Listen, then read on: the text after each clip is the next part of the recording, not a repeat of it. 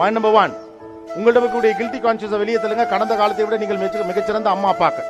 Guilty கான்ஷியஸை நீங்க வெளியில தள்ளாதப்ப பிள்ளைகள்ட்ட claims நிறைய வைக்க ஆரம்பிப்பீங்க. கிளைம்ஸ் எப்போ வைக்கிறீங்களோ அப்போ உங்களுக்குள்ள பாண்டிங் போயிடும். 3வது, ஒரு பிள்ளைக்கு என்ன வரும் என்ன வராது என்பதை அவதானியுங்கள். அதற்கு முன்னதாகவே அவர்கள் இப்படித்தான் ஆக வேண்டும் என்று கங்கணம் கட்டி கொண்டு தெரியாதீர்கள். 4வது, மாறி இருக்கக்கூடிய இந்த டிரான்சிஷன் வேர்ல்ட்ல இந்த பிள்ளைகளுடைய வாழ்க்கை என்ன என்பதை புரிந்து கொண்டால் மட்டுமே அவர்களுக்கு தேவைப்படக்கூடிய நியாயமான அறிவுரைகளை நம்மால் வழங்க முடியும். 5வது, இந்த சூழ்நிலையின் கைதிகளாக இருக்கக்கூடிய பிள்ளைகளை குற்றவாளிகளாக நினைத்துக் கொண்டு அவர்களுக்கு அறிவுரை வழங்க நீங்கள் முற்பட்டால் உங்களிடமிருந்து பிள்ளைகள் வெளியே போகத்தான் அதிகமான வாய்ப்பு இருக்கிறது. 6வது, நீங்கள் அனுபவித்தராத அனுபவங்கள் உங்களுக்கு இருக்கிற பட்சத்தில் அது இந்த பிள்ளை செய்தால் அது குற்றமாகத்தான் இருக்க வேண்டும் என்று நீங்களாக நினைக்காதீர்கள்.